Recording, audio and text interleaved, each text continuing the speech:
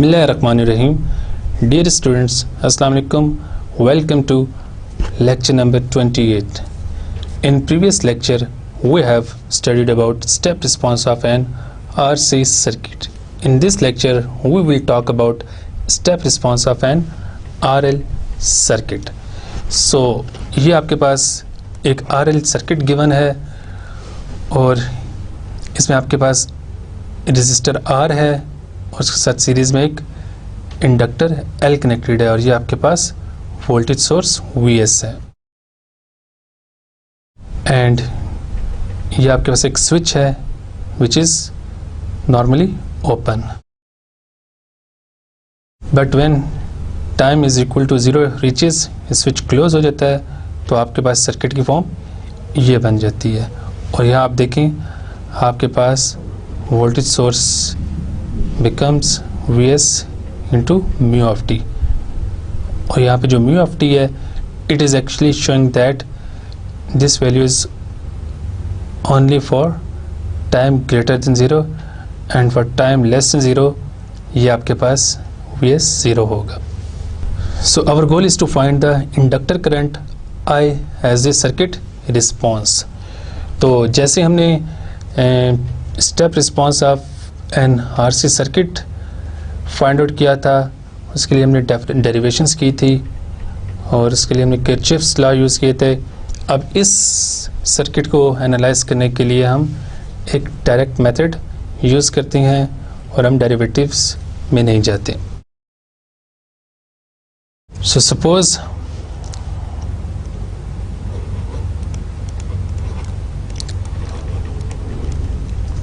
let the response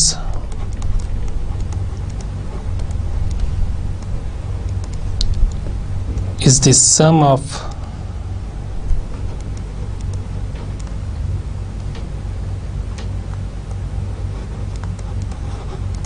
the natural current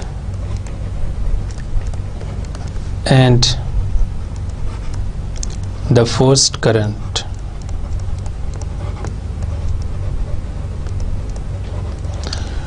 so इसको हम लिख सकते हैं I is equal to I N plus I F where I N is the natural response and I F is the forced response and we know that the natural response is always a decaying exponential, so that we can write In is equal to a exponential raised to power minus t by tau, and where tau is equal to L by R, and यहाँ पे हम a की value को find out करेंगे। Whereas the forced response is the value of the current after a long time the switch is closed। अब हम बात करते हैं forced response की। The forced response is the value of the current a long time after the switch is closed। So we know that natural response essentially dies out after 5 times constant, and at that time the inductors become a short circuit and the voltage across it is 0। The entire voltage Vs appears across R and the forced response is I is equal to Vs by R। अगर इसके लिए मैं circuit को redraw करूं तो हमारे पास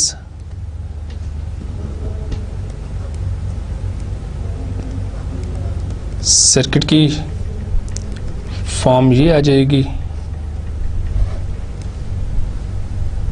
और आपके पास जो इंडक्टर है वो शॉर्ट सर्किट हो जाएगा और आपके पास यहाँ पे सिर्फ रेजिस्टर आ रहेगा। यहाँ पे जो करंट है that is equal to I F is equal to V S by R. This is for time greater than 0, क्योंकि इंडक्टर आपके पास यहाँ पे शॉर्ट हो जाएगा और हमें पता है कि inductor behaves like a short circuit for DC voltage, whereas capacitor behaves an open circuit to DC voltage, where capacitor behaves like an open circuit for DC voltage. So अब हमारे पास IF की वैल्यू भी आ गई और हमारे पास previous slide में IN की value भी आ गई थी। सो अब इन दोनों वैल्यूज़ को हमारे पास ये जो इक्वेशन थी टोटल रिस्पांस के लिए IN प्लस IF, उस पर हम पुट कर देते हैं IN और IF की वैल्यूज़। तो IN की वैल्यू हमारे पास है A exponential raise to power minus t by tau and IF की वैल्यू हमारे पास Vs बाई R। अब हम कांस्टेंट A की वैल्यू फाइंड आउट करते हैं। So let us assume that I naught is the initial current through the inductor,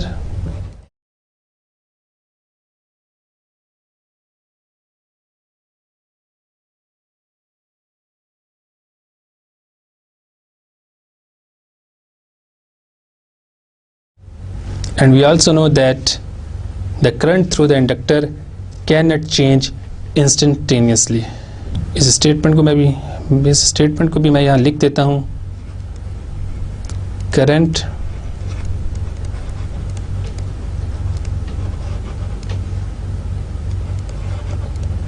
through the inductor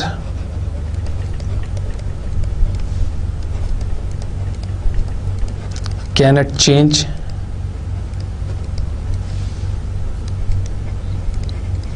instantaneously।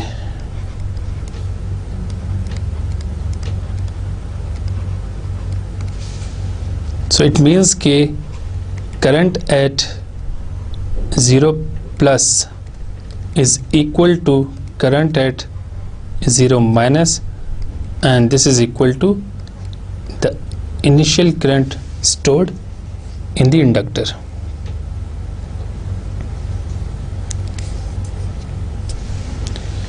So from this equation, इसको मैं equation A कह देता हूँ,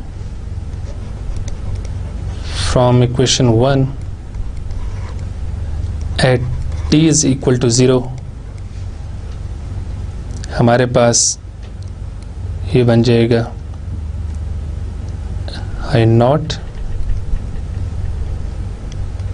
A plus Vs by R,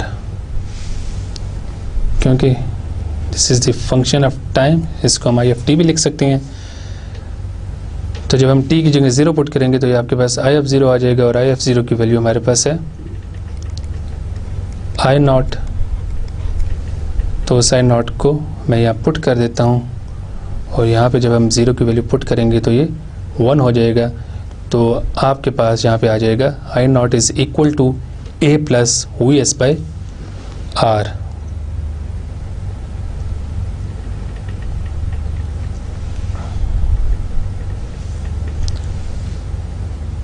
so यहाँ से हम A की value find out कर सकते हैं which is equal to I naught minus Vs by R।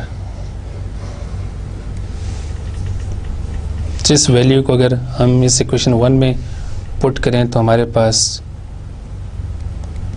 Equation बन जाएगी IFT is equal to Vs by RS plus I naught minus Vs by R exponential raise to power minus t by tau। So this is the complete response।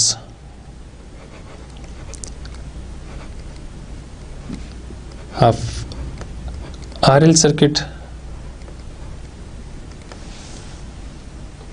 और अगर हम इसको complete response को with the help of figure understand करने की कोशिश करें तो आप देख सकते हैं कि आपके पास at time t is equal to 0 current I not आ रहा था, which is the initial current stored in the inductor. So with the passage of time आपके पास इस करंट की वैल्यू कम होती जा रही है, और जब आपके पास t फर्दर इंक्रीज करेगा तो आपके पास इस करंट की वैल्यू कांस्टेंट हो जाएगी, जो कि Vs/R के इक्वल होगी. सो आपने देखा है कि this method is very simple to find the complete response of the RL circuit. In order to find the step response of an RL circuit, three things are required. Number one is the initial inductor current I of 0 at t is equal to 0 plus. Number two is the final inductor current I of infinity. Number three is the time constant t. Number three is the time constant tau. तो जब आपके पास time less then 0 होगा तो आप inductor में जो charge store होगा उसको फाइंड आउट कर सकते हैं, और बाकी ये दोनों आइटम्स आप फाइंड आउट कर सकते हैं for time t greater than 0 से. जब आपके पास ये तीनों वैल्यूज़ आ जाएंगी तो आप कंप्लीट रिस्पांस को फाइंड आउट कर सकते हैं by using this equation. If the switching takes place at time t is equal to t naught instead of t is equal to 0, so we can write this equation like this. और यहाँ आपने simply 0 की जगह t not put कर देना है, और यहाँ t की जगह आपने t minus t not put कर देना है. So this is the most general form of the complete response of the RL circuit. Now if I naught is equal to 0, it means कि suppose इंडक्टर में initially कोई charge store नहीं है, सो हम लिख सकते हैं I naught is equal to 0. So we can write I of t is equal to 0 for t less than 0, and I of t is equal to Vs/R 1 minus e raised to power minus t by tau for t greater than 0. और इस equation को हम ऐसे भी लिख सकते हैं I of t is equal to Vs/R 1 minus e minus t by tau into mu of t. Again आपको मैं ये बताता चलूँ कि mu of t का मतलब है कि आपके पास I of t की वैल्यू तब होगी जब आपके पास टाइम इज़ ग्रेटर देन 0. तो ये टाइम ग्रेटर देन 0 की वैल्यूज़ को इंडिकेट कर रहा है. अब हम वोल्टेज फाइंड आउट करते हैं across the inductor. So as we know the formula for voltage, that is V of t is equal to L di by dt. सो यहाँ पे हम I की वैल्यू पुट करते हैं तो हमारे पास ये आ जाएगा L d by dt. यहाँ पे हम I of t की वैल्यू पुट कर देते हैं Vs/R 1 minus e raised to power minus t by tau. और इसका जब हम डेरिवेटिव लेंगे तो हमारे पास ये आ जाएगा Vs L by tau into R exponential minus t by tau, and where tau is equal to L by R. So we can write V of t is equal to Vs e minus t by tau into mu of t. अब अगर हम graphically current response और voltage response को देखें तो हमारे पास ये ग्राफ्स बनते हैं. Suppose this is time axis and this is current axis, and हमने एज्यूम किया था कि there is no initial current in the inductor. So when time t is equal to 0 तो आपके पास करंट भी 0 है, लेकिन जैसे जैसे आपके पास टाइम इंक्रीज होगा तो करंट भी इंक्रीज होता जा रहा है. और जब आपके पास टाइम की वैल्यू ज़्यादा हो जाएगी तो उस वक्त आपके पास यहाँ पे करंट की वैल्यू कांस्टेंट हो जाएगी और फर्दर करंट आपके पास इंक्रीज नहीं होगा, बल्कि वो फिर कांस्टेंट रहेगा with the change of time. इस तरह यहाँ आपके पास ये ग्राफ वोल्टेज रिस्पांस को शो कर रहा है.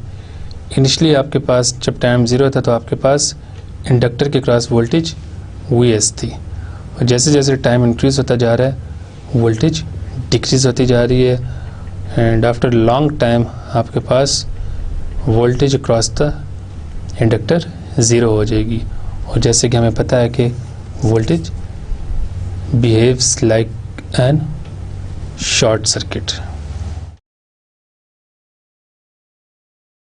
जैसे कि हमें पता है कि inductor behave like an short circuit.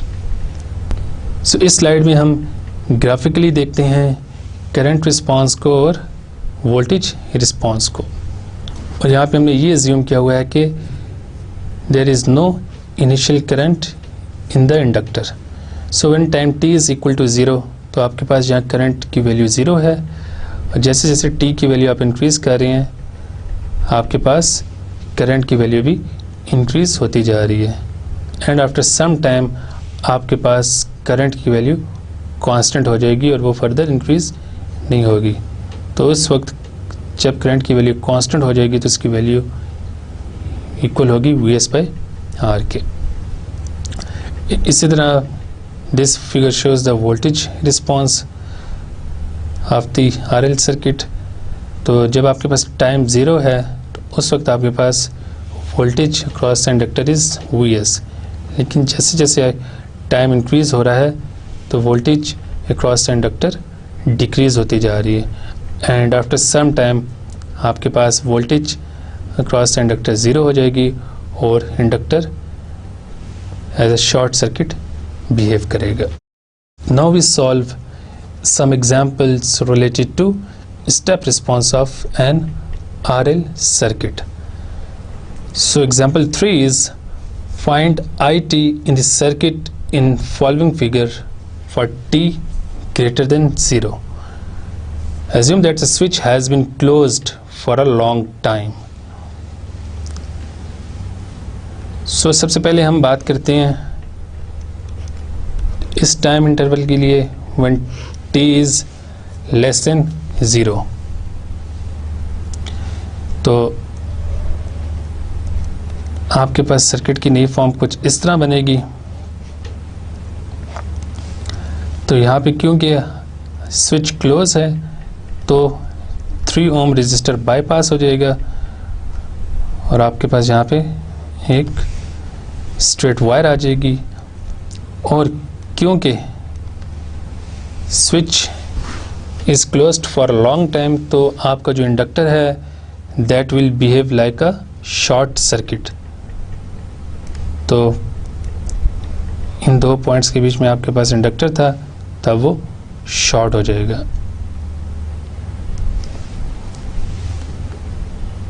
And this is 2 ohm resistor and this is current I.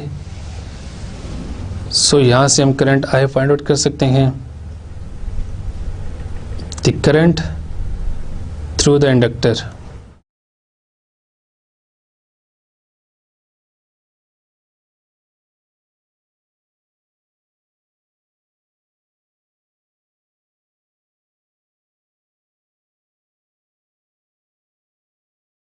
at t is equal to 0 minus, it means just before t is equal to 0, इस टाइम से कुछ देर पहले, तो उस वक्त आपके पास inductor में से जो करंट पास कर रहा होगा that is I0 minus is equal to 10/2 and it is equal to 5 amperes, and we know that the inductor current cannot change instantaneously,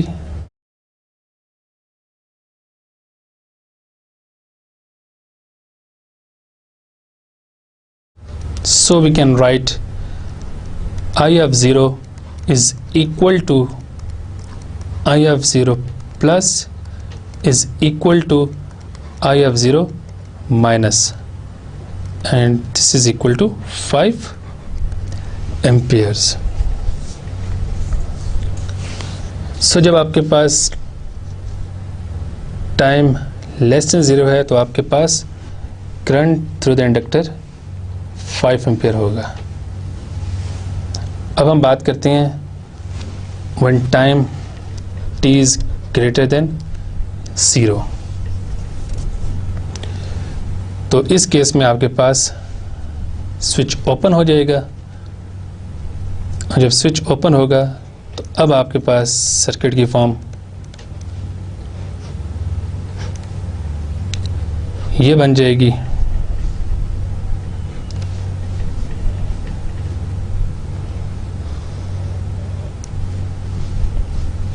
ये आपके पास 2 ओम रजिस्टर है, ये आपके पास 3 ओम रजिस्टर है, और इस केस में भी आपका जो इंडक्टर है वो शॉर्ट हो जाएगा.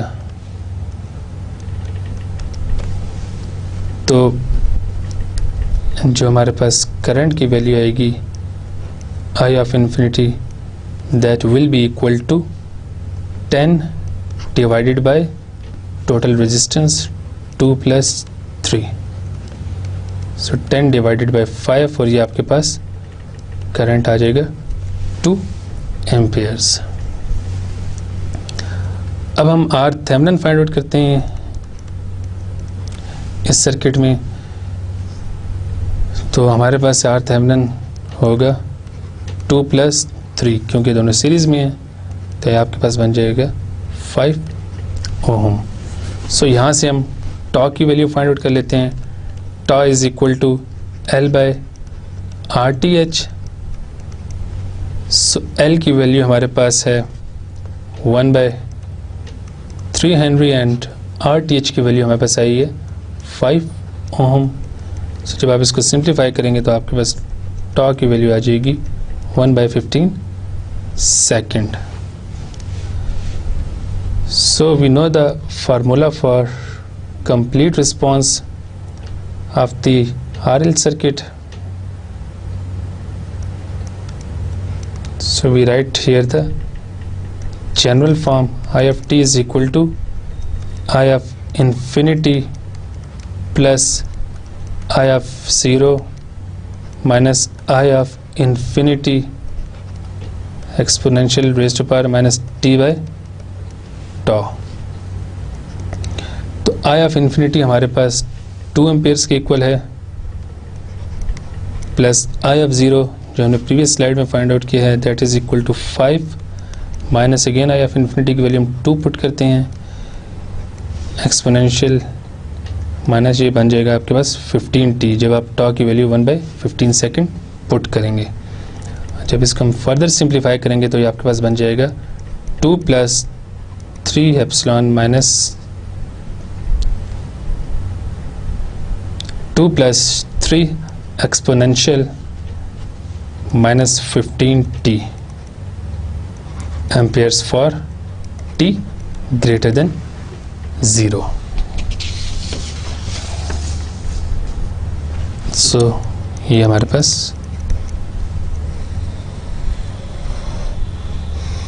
सर्किट का रिस्पॉन्स है for time t greater than 0।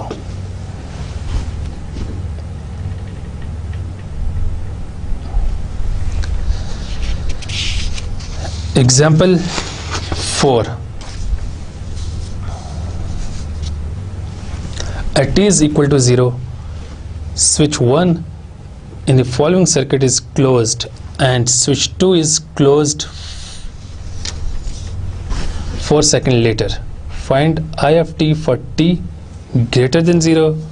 Calculate I for t is equal to 2 seconds and t is equal to 5 seconds. So यहाँ पे हम सपोज करते हैं कि 3 टाइम इंटरवल्स हैं। सो यहाँ पे हम सपोज करते हैं कि 3 टाइम इंटरवल्स हैं। First one is time less than और equal to 0, second one is time greater or equal to 0 and less than or equal to 4, and third interval is time greater or equal to 4। सो अब हम इन तीनों intervals के लिए circuit के behaviour को देखते हैं। सो सबसे पहले हम बात करते हैं for time t less than 0। सो इस टाइम के लिए आपके पास स्विच 1 और स्विच 2 ये दोनों ओपन होंगे, तो हमारे पास सर्किट की फॉर्म अब ये आ जाएगी। क्योंकि ये स्विच ओपन है तो इससे आगे वाला सर्किट ख़त्म हो जाएगा, तो आपके पास सर्किट की फॉर्म सिर्फ ये रह जाएगी। सो इट मीन्स कि इस केस में आपके पास जो करंट I है that is equal to 0।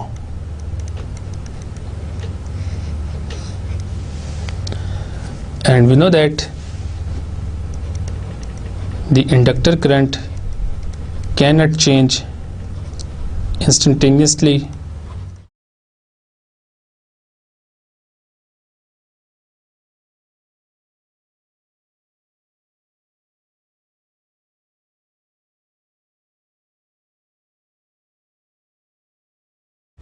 So we can write I0 minus is equal to I of 0, and this is equal to I of 0 plus, and this is equal to 0।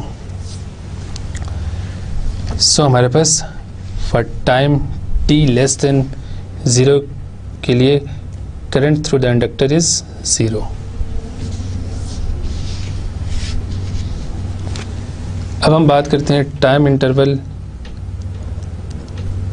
t greater और equal to 0, less than और equal to 4। So इस interval के लिए switch 1 is closed, तो अब आपके पास circuit की form ये बन जाएगी।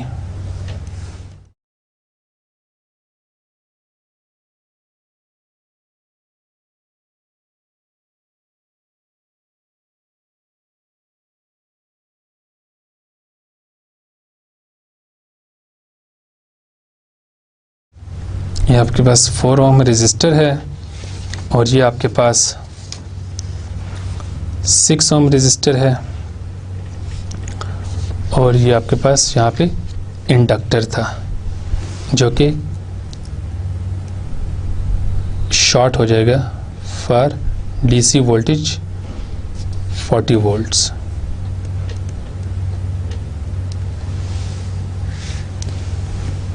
सो हम यहाँ लिख सकते हैं कि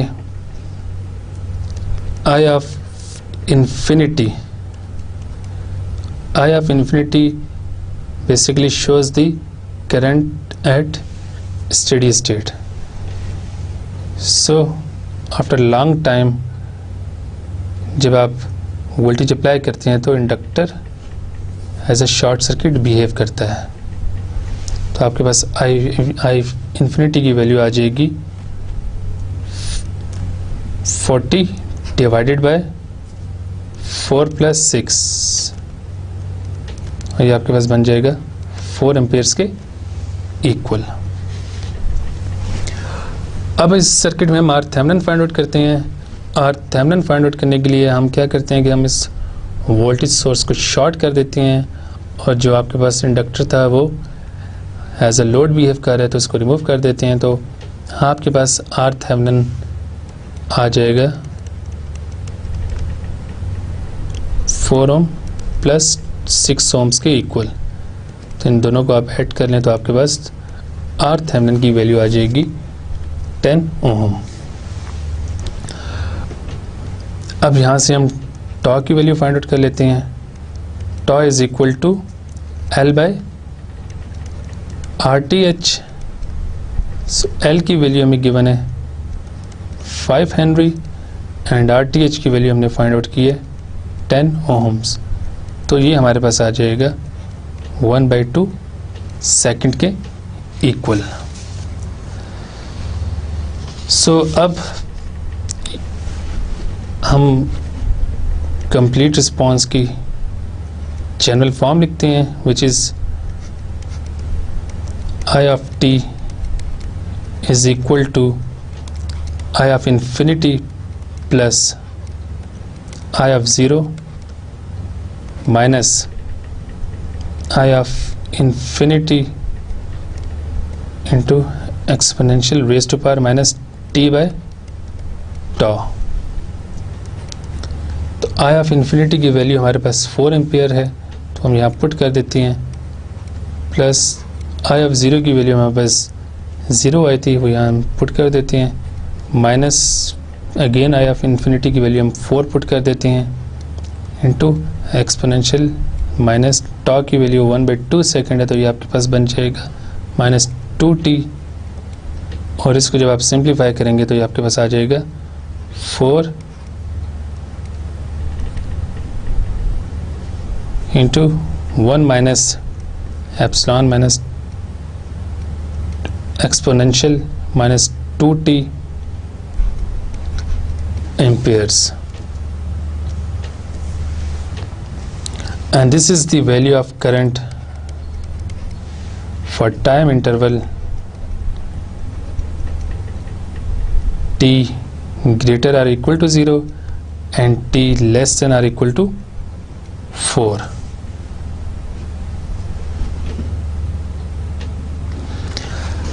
अब हम थर्ड इंटरवल की बात करते हैं। Now for t greater or equal to 4।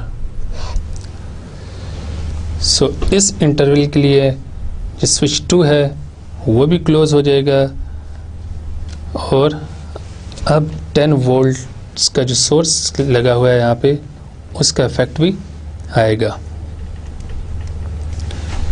तो सर्किट को मैं पहले रीड्रॉ करता हूँ।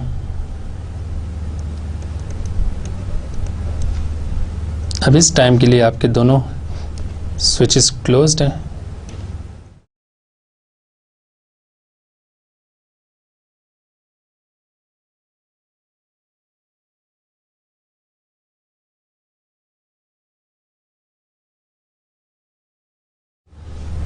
This is 4 ohm resistor, this is 2 ohm resistor, this is 10 volt battery, this is 6 ohm resistor, and यहाँ पे आपके पास आपको जो इंडक्टर है वो शॉर्ट ही रहेगा, और इसमें से करंट आई पास कर रहा है। And we also know that the sudden change due to this battery does not affect the inductor current, because the current cannot change abruptly. So the initial current is I of 4 is equal to IF4 minus is equal to 4 1 minus exponential minus 8।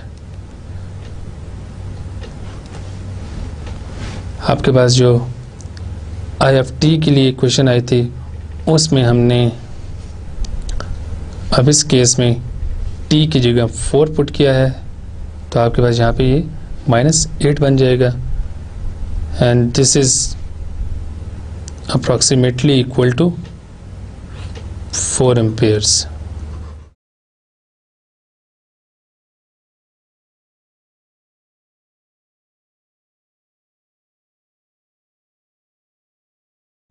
Now we find IF∞।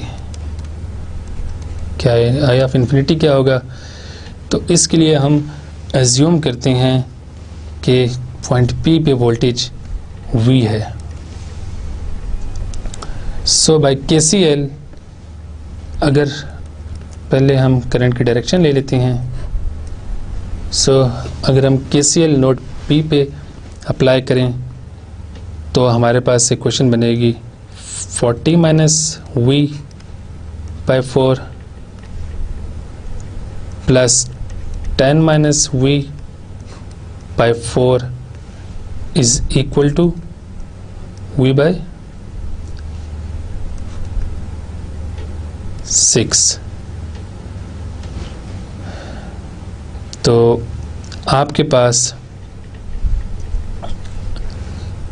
40 minus V कैसे आया है आप देख सकते हैं। अगर हम इस सर्किट को देखें तो इस पॉइंट पे वोल्टेज 40 है और इस पॉइंट पे वोल्टेज V है और करंट की डायरेक्शन G है। तो जैसे कि हमने नोड वोल्टेज मेथड में पढ़ा था कि आप टेल में से हेड वोल्टेज को माइनस करते हैं, तो टेल पे आपके पास 40 वोल्ट है और हेड पे आपके पास V वोल्टेज गिवन है। सो 40 माइनस V/4 हो जाएगा प्लस अब यहाँ पे आपके पास करंट की डायरेक्शन G है, तो इस सारे को टेल पे आपके पास वोल्टेज 10 है और इसके हेड पे वोल्टेज V है, तो इसको हम लिख सकते हैं 10 माइनस V बाय यहाँ पे आपके पास 2 आएगा बिकॉज इस रजिस्टर की वैल्यू 2 है इज इक्वल टू। अब आपके पास इस रजिस्टर के अक्रॉस वोल्टेज V है, तो आप इसको लिख सकते हैं V/6। सो जब आप इसको सिंप्लीफाई करेंगे तो आपके पास V की वैल्यू आ जाएगी 180/11 वोल्ट्स। सो अब हम IF∞ फाइंड आउट करते हैं। So IF∞ is equal to V/6 this current. So इसमें हम V की वैल्यू पुट करते हैं 180/11 डिवाइडेड बाय 6। इसको जब आप सिंप्लीफाई करेंगे तो आपके पास IF∞ की वैल्यू आ जाएगी 2.727 एम्पियर्स। अब हम इस सर्किट में RThevenin फाइंड आउट करते हैं। सो जब आपके पास दोनों स्विचेस क्लोज्ड होंगे और आप यहाँ से बैटरीज को शॉर्ट कर दें तो आपके पास जहाँ पे सर्किट की फॉर्म आ जाएगी कुछ इस तरह, क्योंकि यहाँ पे जो बैटरी थी इसको भी मैंने शॉर्ट कर दिया, जो बैटरी यहाँ पे थी उसको भी शॉर्ट कर दिया है और ये आपके पास रजिस्टर आ जाएगा और यहाँ पे हमने इस इंडक्टर के क्रॉस RThevenin फाइंड आउट करनी है। So RThevenin is equal to 4 parallel to 2 plus 6। तो ये आपके पास आ जाएगा। जब आप इसको सिंप्लीफाई करेंगे तो RThevenin की वैल्यू आपके पास आ जाएगी 22/3 ohms.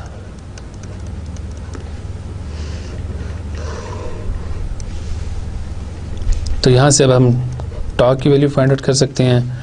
Toe is equal to L/RTh और इसमें हम L की वैल्यू 5 हेनरी पुट करते हैं और RTH की वैल्यू हमारे पास है 22/3। इसको जब हम सिंप्लीफाई करेंगे तो टॉ की वैल्यू हमारे पास आ जाएगी 15/22 सेकेंड। सो अब इस केस के लिए हम रिस्पॉन्स की इक्वेशन लिख सकते हैं।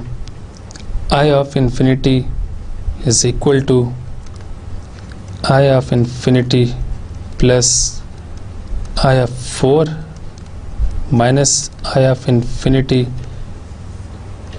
Into exponential raise to power t minus 4 divided by tau. So this is the general form of the complete response, and here you see that कि हमने टाइम t की जगह अब टाइम t minus 4 पुट कर दिया है। तो where time t minus 4 is the time delay.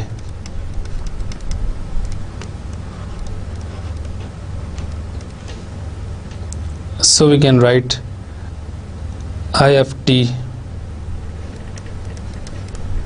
is equal to, यहाँ भी आपके पास t आएगा, I of t is equal to, यहाँ पे I of infinity की वैल्यू हम पुट करते हैं जो हमारे पास आई थी 2.727 प्लस I of 4 की वैल्यू हमारे पास आई थी 4 minus again I of infinity की वैल्यू हम पुट करते हैं 2.727 exponential minus t minus 4 divided by टॉ की वैल्यू इसमें पुट कर देते हैं 15/22 सेकेंड।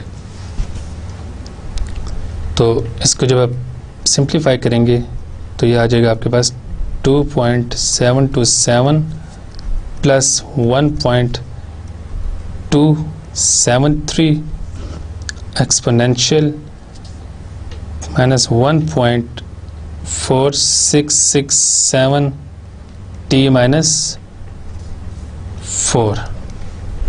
जब आप इसको सॉल्व करेंगे यहाँ पे तो आपके पास यहाँ पे की वैल्यू ये आ जाएगी। और अब हम तमाम इक्वेशंस को इकट्ठे लिखते हैं तो हमारे पास I ऑफ t के लिए जो इक्वेशन की कंबाइंड फॉर्म होगी वो कुछ इस तरह होगी कि I of t is equal to 0 for time less than और equal to 0 and I of t is equal to 4 1 minus epsilon minus exponential minus 2t, and it is for the time interval this, and third value of I of t is equal to 2.727 plus 1.273 exponential minus 1.4667 t minus 4, and this is for time greater or equal to 0.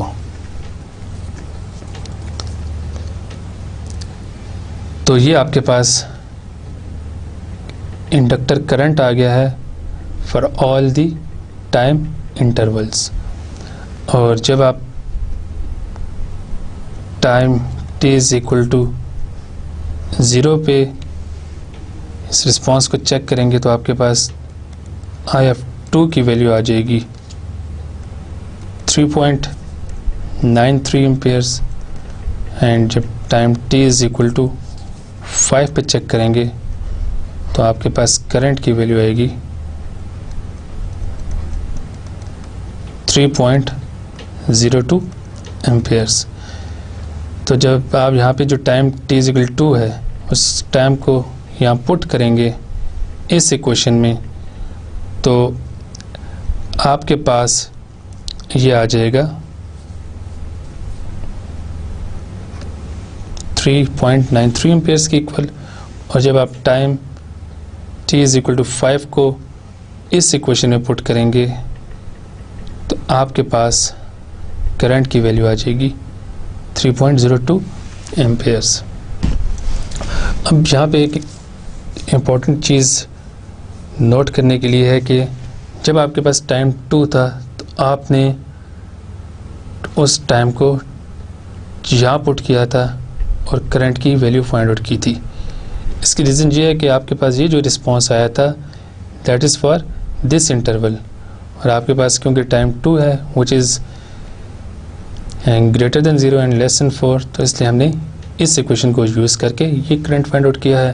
और जब आपके पास time 5 के equal है तो this response is for the interval t greater or equal to 4, तो हमने 5 की value इस t की जगह पुट की और इसको सिंप्लीफाई किया तो हमारे पास करंट की वैल्यू ये आ गई है। आज का हमारा लेक्चर यहीं पे कंप्लीट होता है और हमने अभी तक RC सर्किट्स और RL सर्किट्स को एनालाइज किया है। हमने सबसे पहले बात की थी सोर्स फ्री RL सर्किट्स की, फिर हमने एनालाइज किया था सोर्स फ्री RL सर्किट को, फिर हमने बात की है step response of RC circuit की, एंड फाइनली हमने बात की है step response of RL circuit, और इनसे रिलेटेड हमने बहुत से एग्जांपल्स भी सॉल्व किए हैं। तो नेक्स्ट लेक्चर में हम सेकंड ऑर्डर सर्किट्स की बात करेंगे। तो इंशाल्लाह आपसे नेक्स्ट लेक्चर में मुलाकात होती है। सो टिल देन अल्लाह हाफिज़।